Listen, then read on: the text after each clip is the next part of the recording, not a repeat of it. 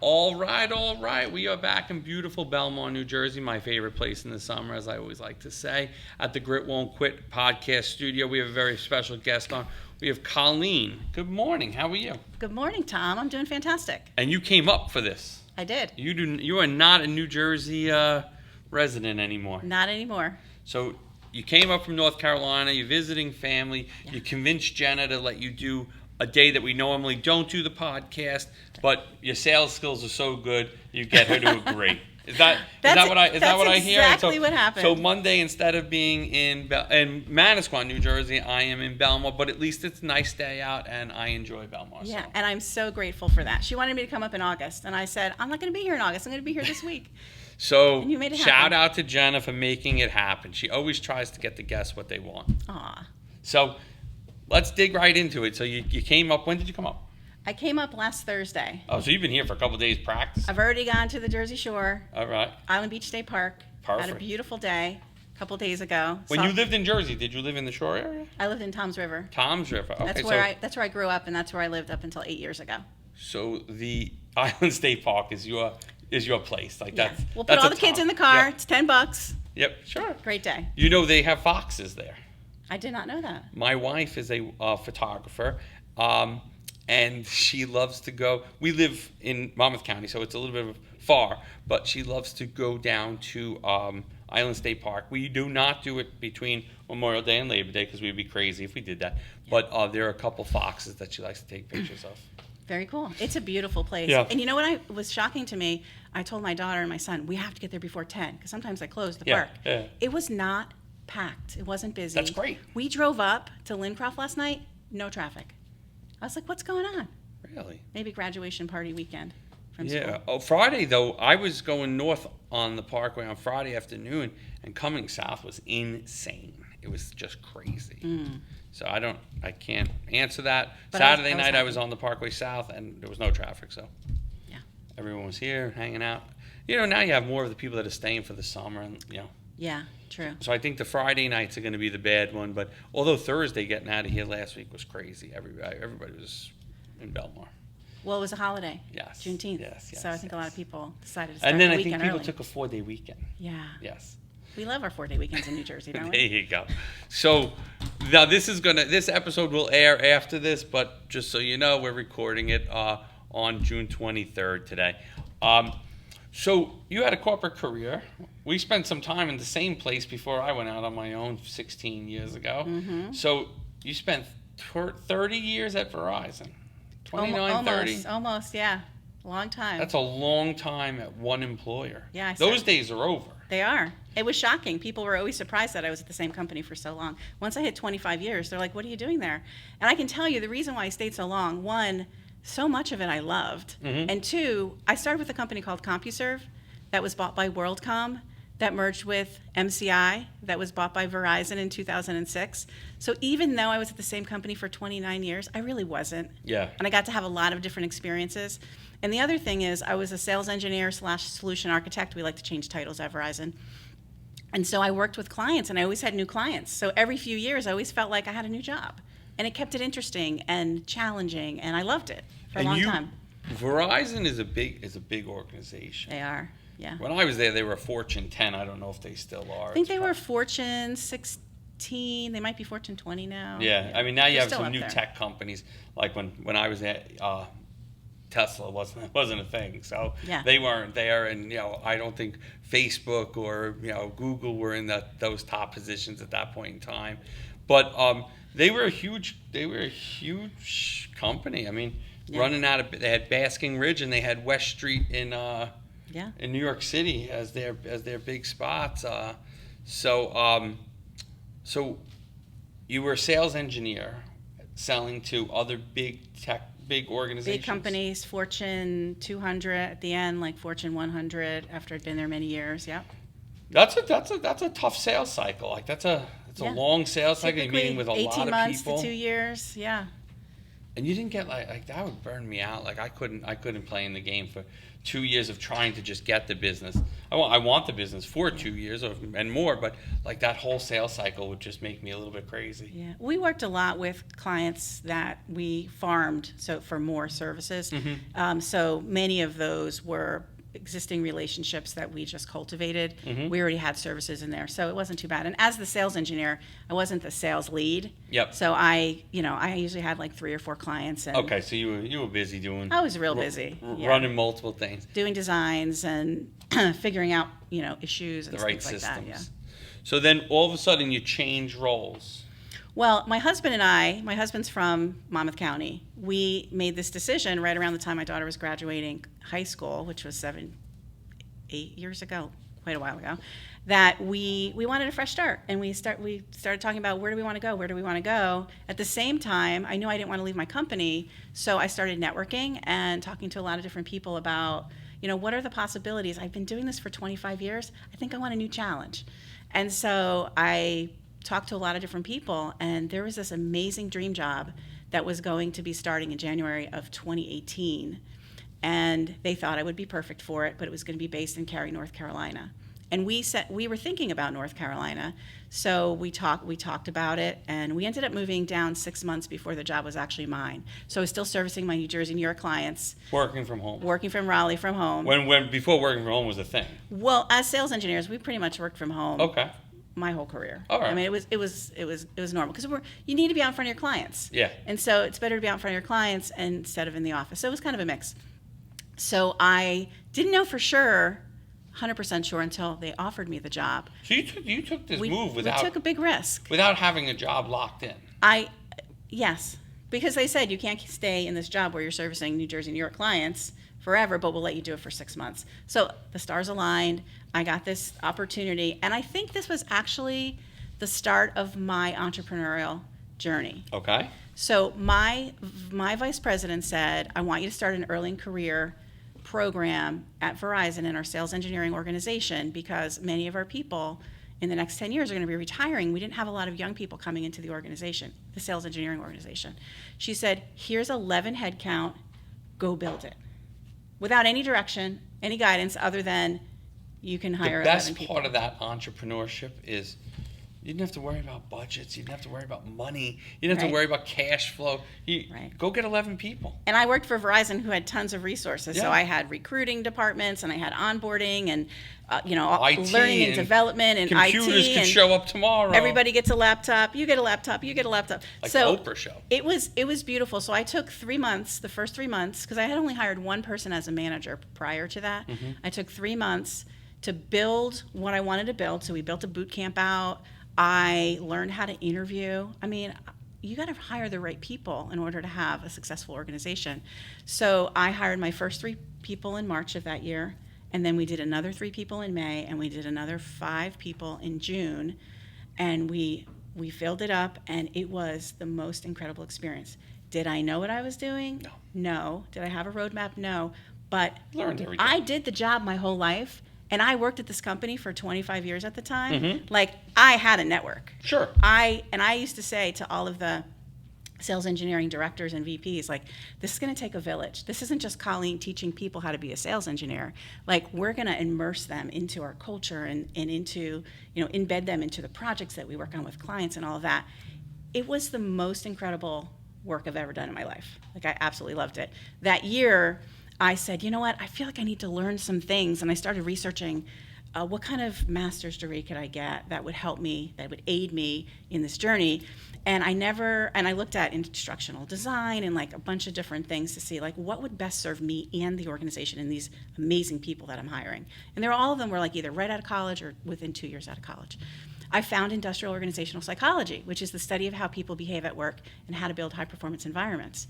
And the more I read about it, I'm like, this is it. This is it. This is me. So I started in September, and I did it for I got my master's in less than 2 years. So now you're working full time. You're training a team of 11 people who just are starting in a new department, and you're going for your master's. Right. I had no life for 2 years. My poor son, he was little. He was 8 years old. But my husband was. Shout out to Joe. My husband was. Shout out to Joe today. Yeah, he was. All right. He was incredible. And my daughter was off of college, so we just had one. Oh, at home. she was like, Mom's not calling me. I'm going to the Yeah, bar on it Tuesday was- night, Thursday night, Saturday night. But the most amazing thing was, because everyone else I was going to school with, they were like, oh, I want to get a job in this field. And I'm like, I have a job in this field, and I want to learn how to be awesome at it. So I had a real live, practice every single day. Yeah, yeah. Here's best practices and how to create this kind of environment. And then every day I got to learn and then apply, learn and apply. It was incredible. So I did that for 3 years. Every year I would hire 10 new people into the organization. In the beginning, the VP and I were talking, and we would say, okay, well, it's probably going to take them 18 months to really be ready. I had people who were looking to hire the first year, someone 8 months in my program, Wow. snag them for a role. And then we had to put a rule in place. They have to be with me for 1 year. So it was, the thing that was amazing about it was we got to do boot camps and learning and training, but we had practical experience. So we would assign them to different verticals in the organization to be able to learn. And they would be there for 6 months at a time, and then we would shift them. It was all sales engineering related. And then we had different people coming in. They got to meet people from all different levels in the organization. So we taught them how to network. In the beginning, I started with a company called CompuServe. And the thing I loved about onboarding there, and I think this is so important, not just for young people, but for all people when you start a new job, don't baby them and don't make it too easy. I remember my first week on the job, they're like, at the end of your first week, you're gonna do a presentation. We're sales engineers. We're gonna be presenting to clients all the time. So I started my boot camp, and I'm like, every week you're gonna present. And we made it more challenging and complex as time went on, as we learned, okay, what works and doesn't work. But pick a technology, pick a real client, go research that client, and then come to us and help us solve a problem for them. Jenna, please implement this in our business starting next week.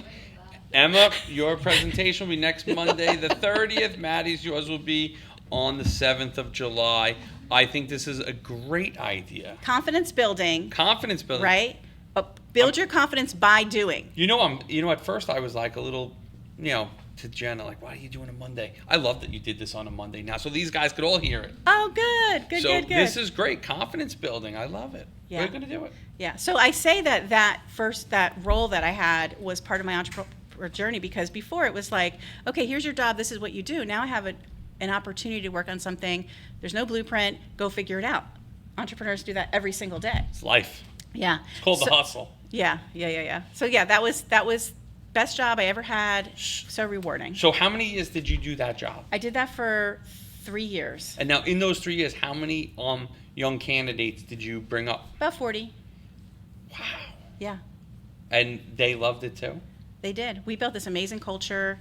We all worked together in the Cary, North Carolina facility until COVID. Okay. So things did change a lot after COVID. But it was, there was beautiful camaraderie, and they could walk over to each other's desk and, figure things out. We would have fun parties. Yeah. We would have challenges. We would do cool things. It still exists, so it is my legacy, which I'm very proud of. Yep, sure. It's in a different state. Once COVID happened, I remember the day, exactly, it was March 15th, and some of the team were very nervous, and what are we doing? And we weren't getting direct answers from above. And I'm like, you know what, guys? I'm making an executive decision. Everybody go home. We'll be home for 3 weeks. And they're kind of pretty much still home. Yeah. So they come in. I think they come in once a week. But that did change the dynamic.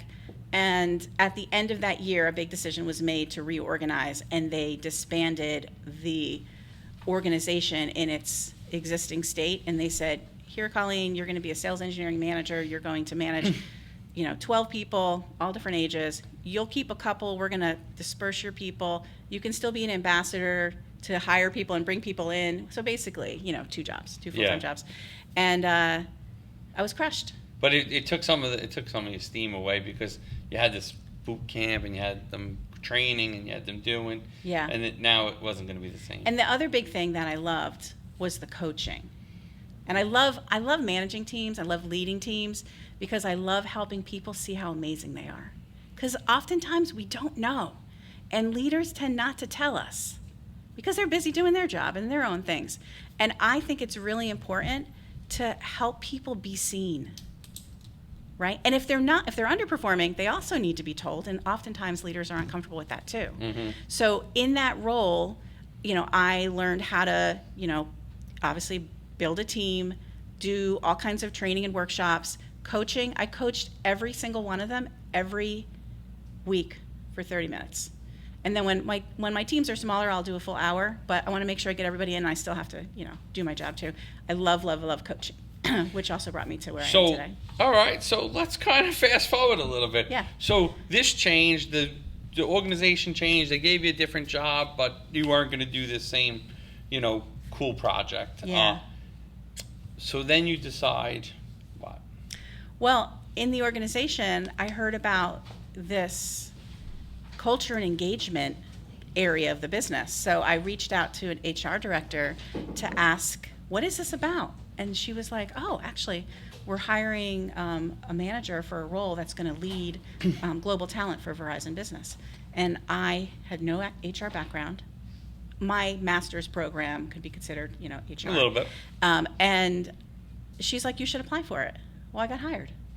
Like 3 weeks later. Mm-hmm. So this was, I did the role for a year, the role after the early career program, and then they hired me into that. It was an interesting change. So working in the business my whole life and having just so much autonomy and being able to make decisions and move forward, it was a very different animal than working in HR. I felt like a lot of permission needed to be given. I didn't realize this about myself, but I love autonomy. Give me something and let me go. Mm-hmm. And I didn't feel like I was able to do that in that role. So I was only there for 1 year. And I think maybe I needed to do that in order to realize, you know what, I really need to go get out on my own. So I did that for 1 year, and I decided to leave the end of that year. So I've been out of Verizon for 2.5 years, in my business for 2 full years. And how do you like it? I love so much about it. I miss being in the mix, but I think it's because I need more clients. I need more opportunities. I need to be able to make that impact that I really want to make, that I was able to make at Verizon, and that I have been able to make at companies that I've worked with since I've been out. But when you start a new business and you're a marketing guy, you need to spend probably 75% of your time marketing until you get enough clients that you can go to the 25% of the time marketing. And that's been a little bit of a struggle for me. But not. Who's your ideal client? So my ideal client actually was, I've had, I love working with leadership teams. And I love to do coaching, and I also love to do workshops. So like team building workshops. And I like to say trust building workshops. Because oftentimes you have a group of people who can come from all different places, all different backgrounds, and everyone's got their harmony face on, like, okay, we're team players and all of that. But at the end of the day, they may not trust the people that they work with, which means, and not trust like you're going to do something bad to me, but trust so that I can be vulnerable enough to show you maybe where I need help or where I struggle, or, hey, we have this problem, can we collaborate on it? If you can build trust on a team, then you can do things like have difficult conversations. Be comfortable with conflict. I may not agree with you, but I trust you that I can tell you, hey, I don't think that's a good idea, and you can tell me why you think I'm wrong. Those kind of things often don't happen because what do? We go back to our whoever and say, I don't know about that guy. I think he's just building an empire over there. You know what I'm saying? Like, corporate culture and politics can be a little bit tricky.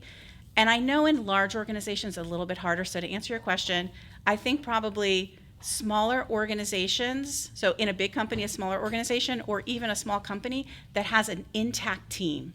So I was talking to somebody yesterday at a barbecue, and I was, doing a little intel for my business. And she owns a therapy practice, and she has 12 employees. So how was the barbecue? My brother is a fantastic cook and host, so it was amazing. Hamburgers, hot dogs, mango cart, my favorite. Oh, nice. Summer drink.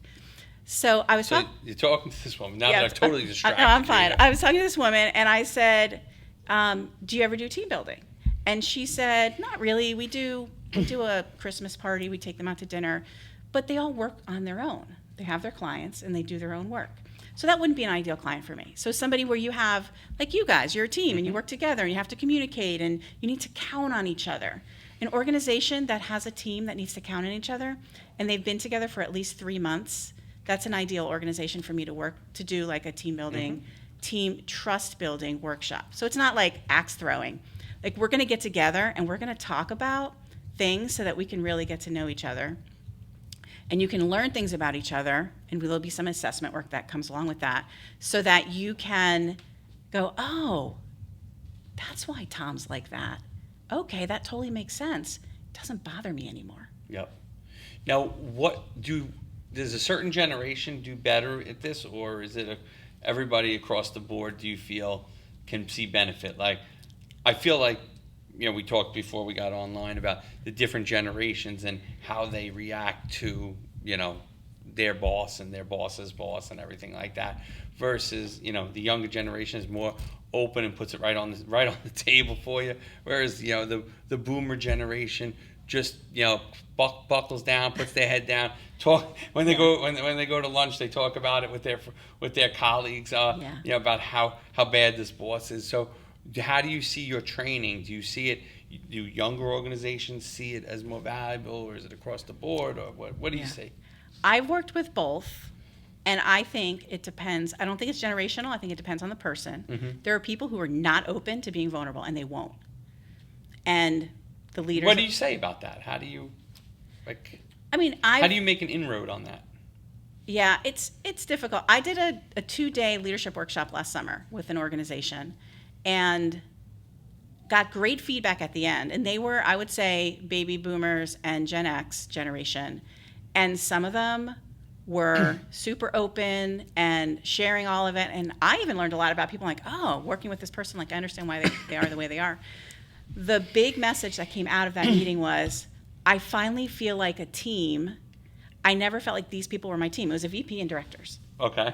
And oftentimes you feel siloed because you have your people that work for you, and you're not really thinking about the people around you who could help support you in, having, I have a difficult conversation with someone who's not performing, or I need some new ideas on how to market the business better, whatever it is. Everyone has ideas. So there was one person, one or two people in the group, I think, who were less open, but then the big boss said, I want you to coach them one-on-one. Sure. And so we did get some progress, but everyone's at their own pace. And you have to meet people. You need to get a drink there, Tom? No, I'm good. We need to meet people where they are. Mm-hmm. And we can't assume that everyone's going to be open and ready. Sure. But there's ways in the workshop where you can, help people feel more comfortable. It's not like you're standing up there training. You're not just telling. Sure. Everything is interactive, hands-on, and you're learning from doing and getting to know each other. And you make it easy to. Yeah. Yeah. But again, you can't force people. But if they're at the beginning of a journey and somebody else is more open, that first opportunity to see other people sharing, maybe the next time or the 10th time, maybe they'll open up. Yeah, sure. And again, I think everybody's at a different place. And you get some people that are right off the bat are just ready to tell their story. That's me. Yep. Yeah.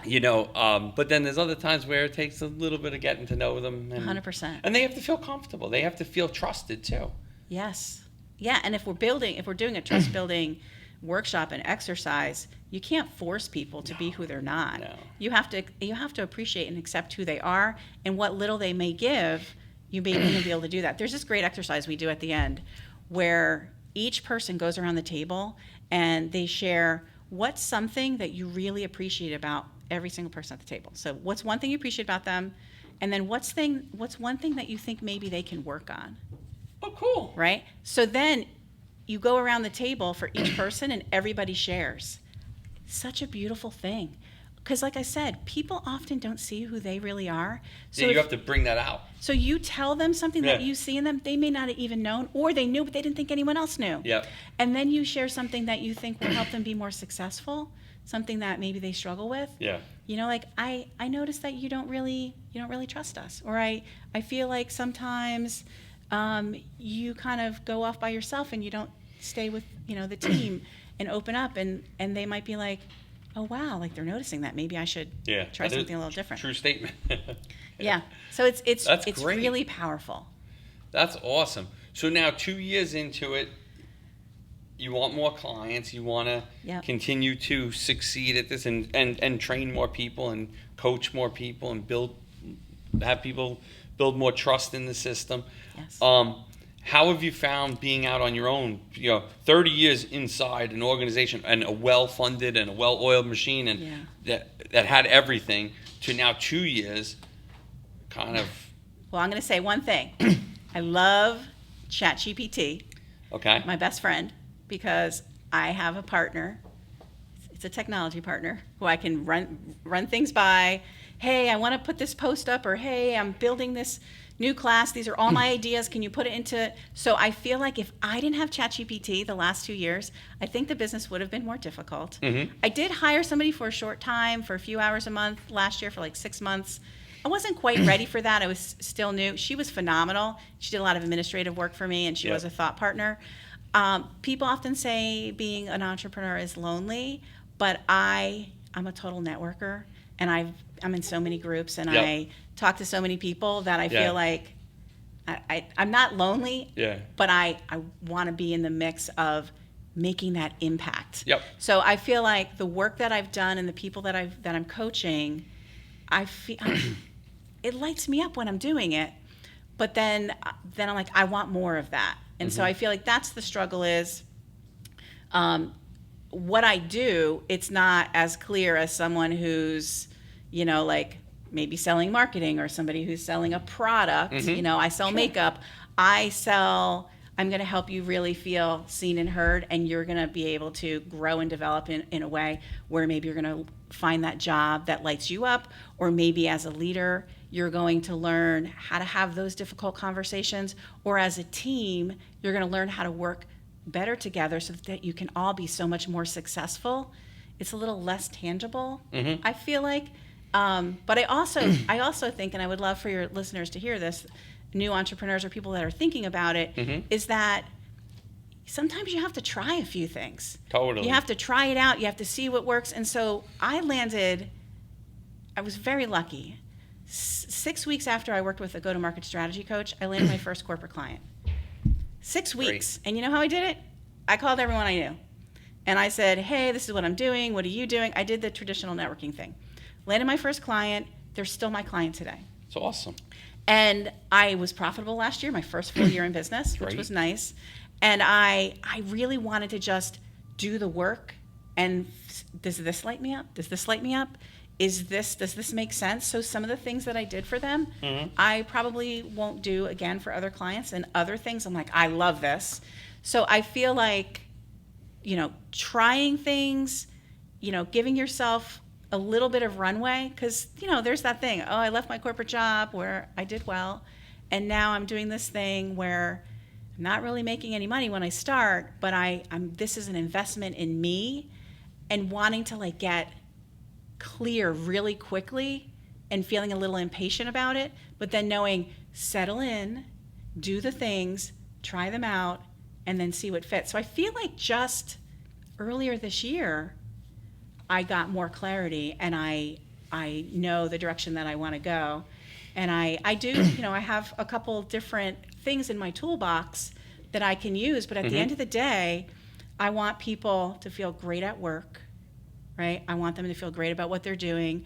I want them to be confident leaders, and I want them to work in teams where they trust and they can do amazing things together. That's all possible. It happens in a lot of organizations, but a lot of organizations struggle, and I want to help those organizations so that they can feel better at work, they can make more money, be more successful, whatever their goals are, I can help them. That's fantastic. I love it. Thank you. And I think that there's a lot of teams, small businesses, big businesses, mid-sized companies, that all could use this. And again, I think it depends on the leader. The leader has to believe in it themselves. 100%. Again, if I'm the leader and I don't believe in that, I work. can't expect Jenna, Andrew, or anyone that's sitting in Manasquan right now that they're going to believe in it, because, again, leadership comes from the top. 100%. And, I see companies where, if the leader's arrogant or he's, nasty to employees, then, their second and third guys, they're going to do the same thing because that's what they're used to hearing. So, again, if I don't lead I don't lead with yelling and screaming. I don't think it gets really the point across. I don't think it. They're not going to work as hard. They're for not. you. They're also not. If they go out and talk to someone, they're going to do the same stuff. Like, Yeah. so again, you have to kind of, Yeah. you have to lead from the top. It's true. And then people leave and they're unhappy and they're not going to work as hard for you. When you are working hard under fear as opposed to feeling inspired by your leader, you're not going to get the same work product. You're just not. And some people think that, you're here, just do the job and shut up. The world is changing and the newer generations, they're not standing for it. They leave. It's a different world There's today. a balance because you still got to get the output, but you got to do it in a way that is making everybody want to work. Absolutely. And coaching and guiding and letting them know what they're good at.